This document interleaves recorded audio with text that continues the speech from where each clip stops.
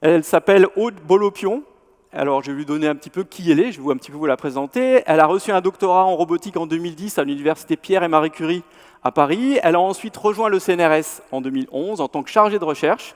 Elle est rattachée à l'Institut FEMTO-ST à Besançon et mène des travaux en micro-robotique. Donc, vous voyez, on va commencer à s'intéresser à l'infiniment petit. Elle a reçu en 2019 la médaille de bronze du CNRS qui récompense des premiers travaux particulièrement prometteurs sur un nouveau type de micro-robot par actionnement sans contact. Donc, Aude, à toi la parole. Donc, le titre de son exposé, c'est « Bienvenue au pays des micro-robots ». Ah. Merci. Bonjour à toutes et à tous. C'est un plaisir d'être ici avec vous ce soir. Donc, je tiens évidemment à remercier les organisateurs de m'avoir proposé de participer à cette soirée. Et comme vous pouvez le voir, donc, moi, je vais vous parler de micro-robots. Et en particulier, on va discuter du fait que ces robots soient ou non des robots conventionnels, comme l'a expliqué Samuel. Puisque je vous ai mis une photo de micro-robots derrière moi. Et donc, je pense qu'en venant ici, à cette soirée, vous aviez tous une image d'un robot, et probablement qu'elle ne correspondait pas à ce qui est affiché à l'écran. Voilà, donc on va discuter un petit peu de ces robots très particuliers du micro-monde. Alors, ces robots sont amenés à interagir avec le micro-monde. Avant de pouvoir parler effectivement de micro-robotique, il va falloir que je vous explique un petit peu ce monde très particulier dans lequel ils sont amenés à évoluer. Et vous allez le voir au cours de cette présentation, la notion d'échelle est particulièrement importante. Donc, je propose de commencer par un petit rappel sur les échelles. Donc, j'ai amené ici quelque chose que vous connaissez tous, qui est un instrument qui permet de mesurer des longueurs. Et donc, si je le déroule, je peux mesurer des longueurs assez typiques, puisque voici 1 mètre, qui est donc l'unité de référence que nous connaissons tous dans le monde macroscopique. Donc maintenant, si je descends un petit peu en échelle, je peux arriver à des objets qui font 30 cm. 30 cm, la hauteur d'une feuille de papier. Je peux encore diminuer en taille pour arriver à 10 cm, qui est à peu près la taille de votre portefeuille. 1 cm, la taille d'une framboise que vous avez peut-être mangée cet été. Et si je diminue encore, j'arrive à la plus petite graduation de cet instrument de mesure, qui est le millimètre. D'accord ? Donc vous avez tous eu un jour une règle, notamment les écoliers, qui s'amusent à tracer un petit millimètre en trouvant cette distance vraiment petite. Eh bien, pour moi, ce soir, ce tout petit millimètre est en fait une échelle de grandeur, de taille très importante, puisque je définirai le micro-monde comme l'ensemble des objets dont la taille caractéristique est inférieure à ce tout petit millimètre, donc la plus petite graduation qui est ici. Alors, j'irai même encore plus loin. L'unité de base que je vais utiliser ce soir, c'est le micromètre. Alors, pour avoir un micromètre, il faut prendre ce petit millimètre, le découper en 1000, et vous prenez 1 millième de millimètre pour avoir un micromètre. C'est vous dire à quel point ce dont je vais vous parler est vraiment tout petit. Alors, qu'est-ce qu'il y a dans le micro-monde ? Il y a différents types d'objets petits. Je vous présente donc ici une maison qui a été fabriquée à l'Institut FEMTO-ST dans un équipement un petit peu particulier et qui fait une vingtaine de micromètres en dimension. Et il y a également des objets biologiques. Alors, un exemple, les cellules sanguines, avec ici des globules rouges, une plaquette et un globule blanc, donc les globules responsables de la réponse immunitaire en cas de maladie, qui ont des tailles typiques de 10-15 micromètres. Alors, en plus d'être petits, ces objets ont des comportements très particuliers. Vous avez tous pu observer des fourmis et être assez impressionnés par leur capacité à porter des charges particulièrement importantes par rapport à leur propre poids. Des choses que nous ne savons pas faire. Soulever 50 fois mon poids, c'est un défi auquel je ne me risquerais pas du tout. Par contre, à l'inverse, on a tous un jour sauté dans une piscine et on a terminé mouillé. Mouillé parce qu'on a atterri dans l'eau, parce qu'on a été capable de traverser l'interface entre l'air et le liquide. C'est quelque chose que nous faisons tous les jours, qui nous paraît évident, mais pour une fourmi, pénétrer dans une goutte d'eau, c'est quasiment mission impossible. Elle n'arrivera pas à casser cette interface entre l'air et le liquide. Alors pourquoi ça ? C'est dû aux effets d'échelle. C'est-à-dire que si on prend un objet d'une dimension caractéristique et qu'on diminue sa taille d'un facteur 10, alors sa surface va diminuer d'un facteur 100, puisque la surface va être proportionnelle au produit de deux longueurs. Et son volume va diminuer d'un facteur 1000, puisque le volume va être proportionnel au cube d'une longueur. Donc plus on va diminuer en échelle, plus on va diminuer en taille, évidemment, mais on va surtout diminuer en surface et encore plus en volume. Alors ça a des répercussions assez rigolotes, on va dire, et assez déroutantes. Vous avez ici une pince qui a été développée à l'Institut Femmes2ST qui a pris une microbille. Donc jusqu'ici, tout va bien, sauf que vous voyez que quand la pince s'ouvre, la microbille, au lieu de tomber, ce qu'elle ferait dans le monde classique, elle reste collée à la pince. Parce que la force qui, normalement, devrait faire que la bille tombe, c'est la gravité, qu'on connaît très bien, puisque c'est à cause de ça qu'on tombe dans un escalier quand on trébuche. Mais à cette échelle, la gravité, qui est un effort volumique, va être négligeable devant les forces d'adhésion qu'il y a entre cette bille et cette pince. Alors l'autre particularité du micromonde, c'est ce qu'il y a donc ici. Ici, ce sont des objets qui sont posés à l'interface entre l'air et le liquide. C'est-à-dire qu'on prend un récipient, on le remplit d'eau, et on pose les objets, un peu comme des insectes qui sont posés à la surface de l'eau sur un lac. Donc les objets ne pénètrent pas dans le liquide, et on peut les déplacer dans cet environnement assez particulier, qui est parfaitement intéressant à cette échelle, parce qu'il permet de se déplacer très vite, car sans frottement, puisque l'objet est dans l'air, et sans effet d'adhésion, puisque par contre, à cette échelle, les effets d'adhésion entre, par exemple, une table et un objet sont vraiment très complexes à modéliser, très complexes à vaincre. Et ils n'existent pas dans le cadre de robots se déplaçant à l'interface air-liquide. Donc voilà un petit peu pour un aperçu assez bref du micromonde. Et je vais maintenant pouvoir vous parler de micro-robots et de leurs applications.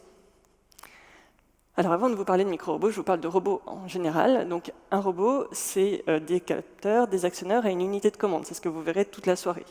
Ça, c'est probablement une image un peu plus conforme à ce que vous imaginiez sur des robots. Maintenant, la question ce soir, c'est de savoir ce qu'est un micro-robot, donc un robot tout petit. Alors pour vous donner une petite idée de ça, je vous ai apporté différents objets.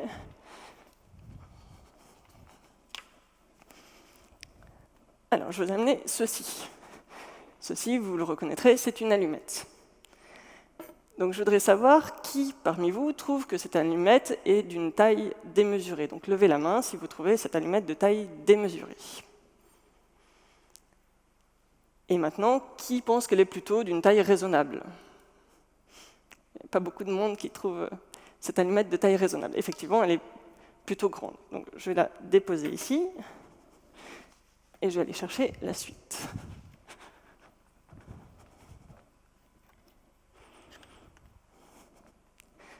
Alors maintenant, j'ai dans ma main un robot. Alors je ne sais pas ce que vous pouvez voir.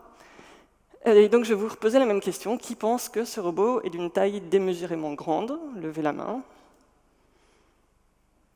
Et qui pense qu'il est relativement petit? Donc une majorité de personnes pensent que ce robot est petit. Bon. Je le pose sur cette grande allumette. Alors maintenant, j'ai ici une allumette d'une taille que vous conviendrez, j'imagine, plutôt conventionnelle. Et j'ai également une petite boîte dans laquelle, il va falloir me croire sur parole, il y a un micro-robot. Alors, vous ne pouvez pas le voir. Moi, tout ce que je peux voir en étant à côté, c'est un point bruyant dans une boîte vide. Donc un point qui est à peu près la taille caractéristique d'une poussière. Donc ce qu'il faut que vous compreniez, c'est que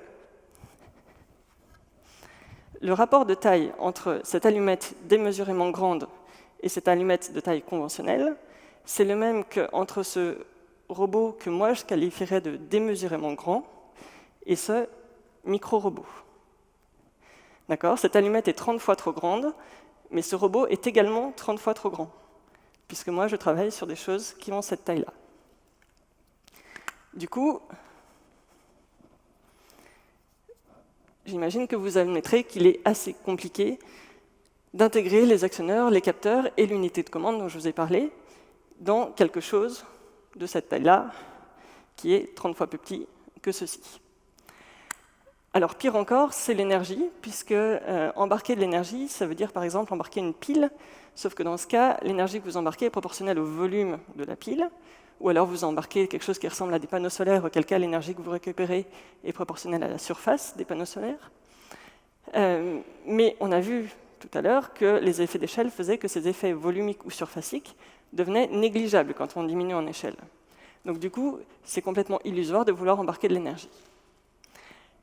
Donc les micro-robots doivent se réinventer. La micro-robotique, ça ne peut pas être une simple miniaturisation des robots conventionnels. Alors voilà sur quoi je travaille. Je travaille sur des micro-robots qui sont actionnés sans contact, c'est-à-dire qu'on va utiliser des capteurs, des actionneurs et une unité de commande et une source d'énergie qui sont déportés. Donc vous avez ici un robot qui est actionné par un laser, qui jouera donc le rôle d'actionneur, qui est capable de chauffer le liquide, et en chauffant le liquide, de générer des flux de convection qui vont entraîner le robot. Et on contrôle la position de ce laser par un miroir, donc on peut contrôler cet actionneur.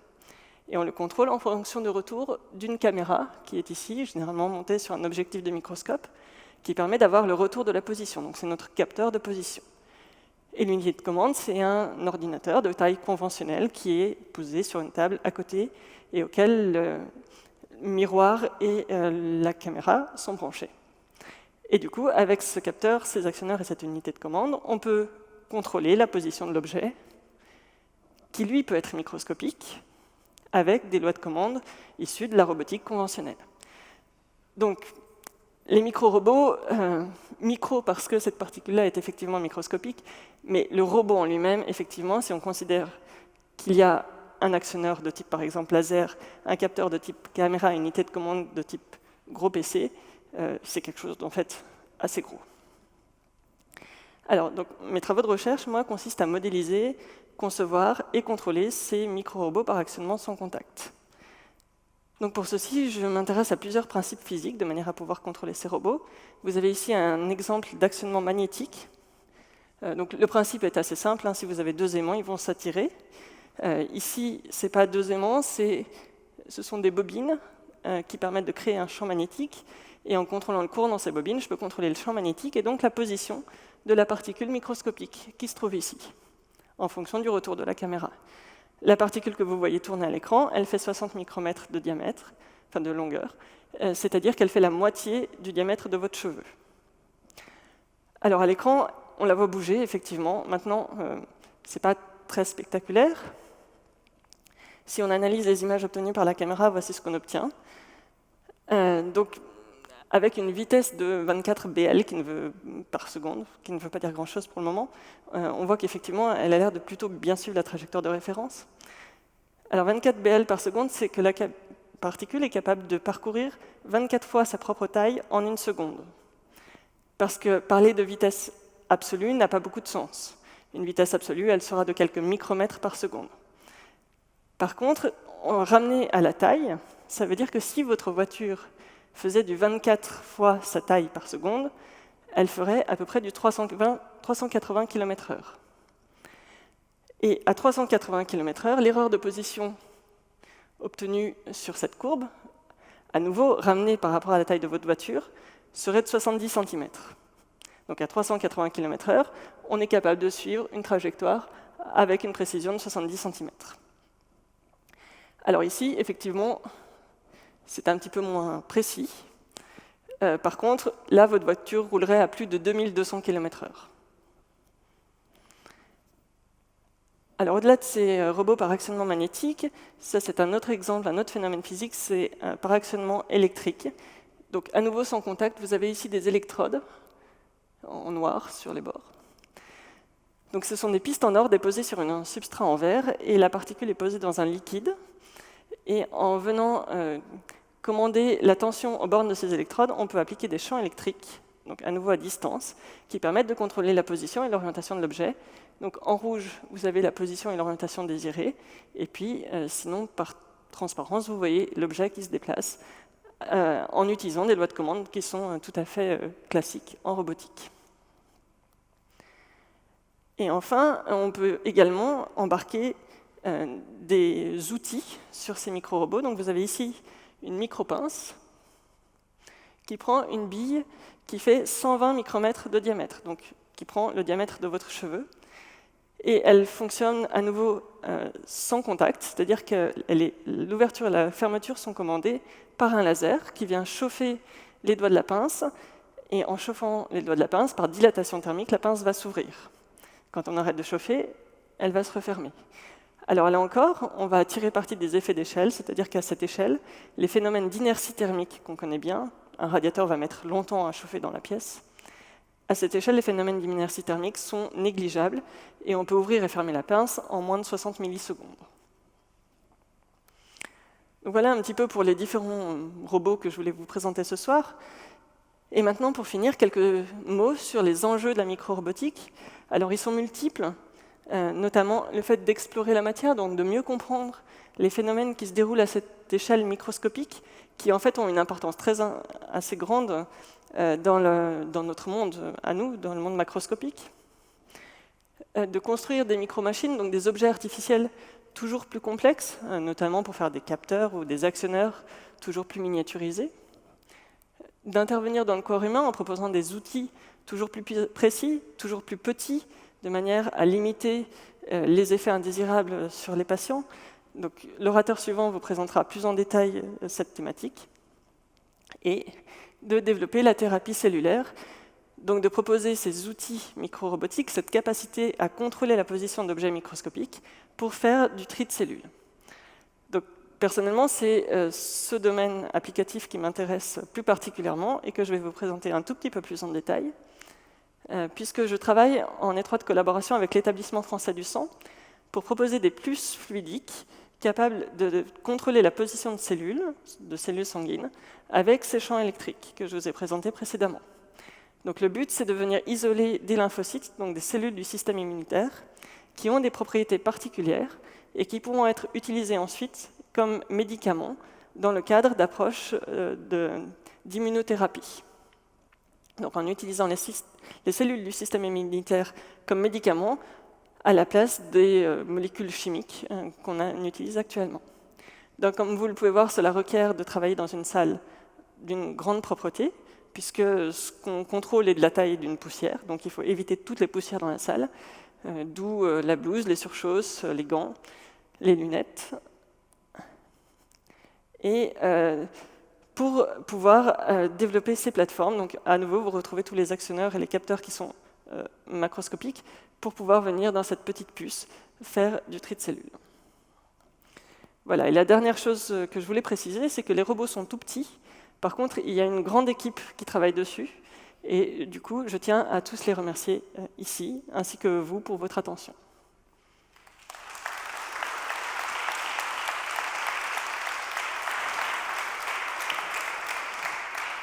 Merci beaucoup, Aude. Alors, il me plaît d'imaginer une prairie cybernétique dans laquelle des mammifères, ordinateurs et robots vivent ensemble en parfaite harmonie. Donc, la question maintenant, à partir de ce que vient de nous présenter Aude, est-ce que vous avez des questions, des réactions, des choses à dire?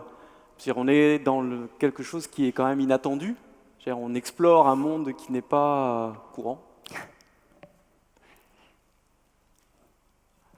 Question à gauche, Edwige.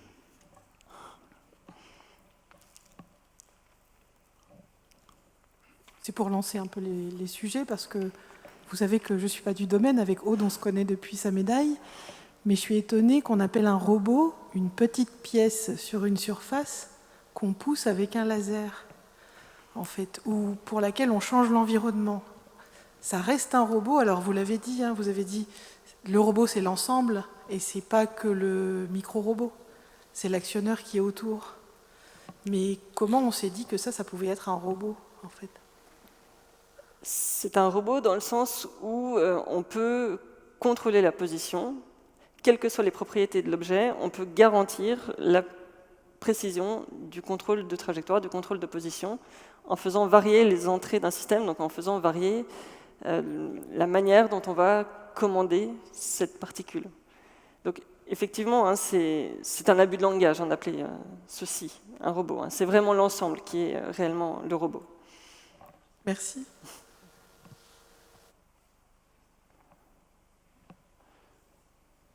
Bonjour, merci pour la présentation. J'ai juste une question. Est-ce que nous sommes arrivés maintenant à contrer tous les degrés de liberté des micro-robots ou il y a encore du travail sur Excusez-moi, est-ce tous que... les degrés de liberté du robot? Parce que vous avez présenté par exemple le déplacement du micro-robot sur une surface, c'est un problème 2D. Après, pour les autres problèmes. Ça dépend complètement des effets physiques qu'on va utiliser et des dispositifs. On peut contrôler tous les degrés de liberté. Donc là, je vous ai présenté par exemple de l'actionnement magnétique à l'interface entre l'air et le liquide, donc plan, auquel cas là, on contrôle la position dans le plan et l'orientation. On peut très bien, on a d'autres travaux qui contrôlent la position dans un fluide avec plus de bobines, et du coup, on peut contrôler tous les degrés de liberté. Donc ça dépend vraiment des effets physiques et de l'environnement dans lequel on se place.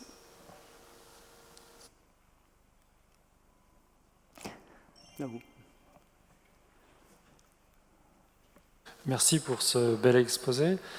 Moi, j'ai une question sur l'énergie, parce que si j'ai bien compris, vous utilisez un laser, et ça marche, c'est super, mais on aimerait bien que le micro-robot ait sa propre énergie.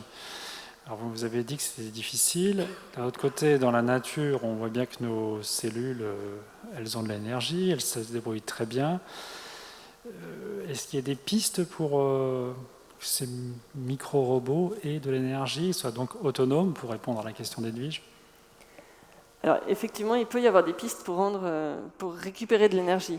Il n'y a pas de pistes pour embarquer l'énergie, mais il y a des pistes pour récupérer l'énergie de l'environnement. On peut récupérer de l'énergie avec des matériaux piézoélectriques en fonction de vibrations induites dans l'environnement. On peut aussi récupérer de l'énergie via des réactions chimiques. Donc, c'est plutôt vers ça qu'on s'orientera effectivement pour les rendre autonomes.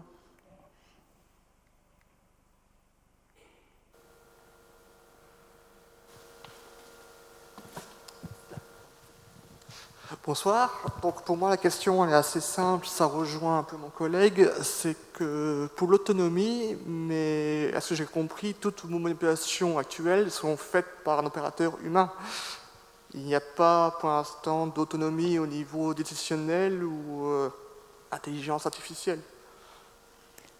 Alors pour l'instant non, nous c'est des choses qui sont très basiques à l'heure actuelle, c'est du suivi de trajectoires, donc des trajectoires qui sont préprogrammées et dans des environnements bien connus pour le moment. Par contre, du point de vue applicatif, moi ça m'intéresse d'aller dans des environnements plus incertains, puisque si on met un robot pince comme celui que j'ai montré dans une poche de sang, il va être dans un environnement qui n'est pas homogène, avec des cellules variées. Mais vous allez avoir des présentations sur toute cette partie intelligence artificielle plus tard dans la soirée. C'est tout à fait des développements qui pourront être intégrés par la suite dans ce que je vous ai présenté.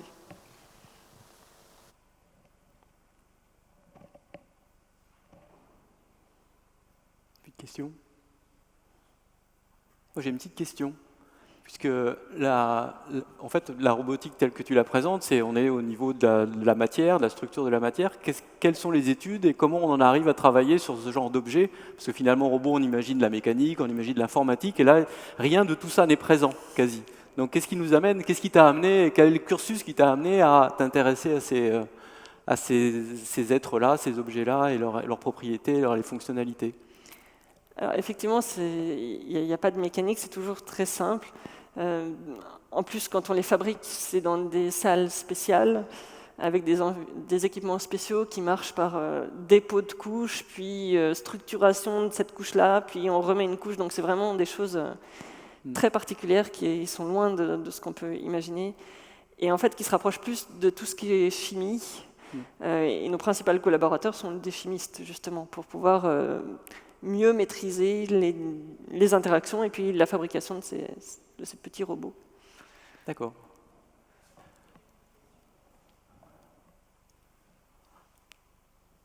Bonsoir. Alors oui, j'aurais même deux questions. La première étant que vous avez parlé d'utilisation des robots dans le domaine de la santé, mais du coup, il n'y aurait pas des effets néfastes qui pourraient être rencontrés dans le corps après l'usage de ces robots? Alors, moi j'ai parlé de deux choses. La première, c'est la partie chirurgie. Donc, je laisserai Pierre Renaud préciser ce qu'on appelle l'utilisation de la robotique dans le domaine de la chirurgie. Le point que j'ai le plus développé, moi, c'est le tri de cellules. Alors, ce qu'il faut voir, c'est que le tri de cellules dont je vous parle, c'est le fait de faire une prise de sang au patient, de sortir le sang du corps, de le mettre dans une poche stérile, et ensuite de trier les cellules. Puisque, effectivement, pour l'instant, c'est déraisonnable à l'heure actuelle d'injecter des micro-robots dans le corps humain, on est tout à fait d'accord, on ne sait pas les récupérer. Les actionner, c'est très compliqué, puisque la majorité des effets que je vous ai montrés là, on ne peut pas les mettre dans le corps humain, je ne peux pas vous mettre un champ électrique de 200 volts dans le corps humain. Donc, tout ce que je vous présente là, c'est à destination d'applications in vitro, donc hors du corps humain. Et sinon, pour ma deuxième question, je ne sais pas si vous pouvez revenir un peu en avant dans votre diaporama, mais sur le diaporama des applications des micro-robots, sur la diapositive. Voilà, celle juste après. Voilà. Avant. Celle encore avant. Voilà, Ouais, celle-là. il y a un temps de latence. Vous parlez de construire des micro-machines, mais je n'arrive pas à bien cerner exactement ce que vous voulez dire et en quoi cela servirait en fait. Quel serait leur domaine d'application? Alors là, c'est très vaste, hein, effectivement, micro-machines. Je pense plutôt à des petits actionneurs, donc des outils miniaturisés. La micro-robotique, ça présente aussi cet intérêt. Donc pour l'instant, je vous ai expliqué que c'était l'ensemble des objets qui étaient inférieurs au millimètre. Mais on peut en avoir d'autres définitions, et notamment le fait d'être capable d'assembler avec une précision de l'ordre du micromètre différents objets. Donc du coup, on peut faire des capteurs plus précis, on peut faire des actionneurs plus précis. Donc c'est en ça que construire des objets, notamment des composants électroniques, plus miniaturisés que ce qu'on fait actuellement, ce qui peut permettre, en les faisant plus petits, de les faire moins lourds, par exemple.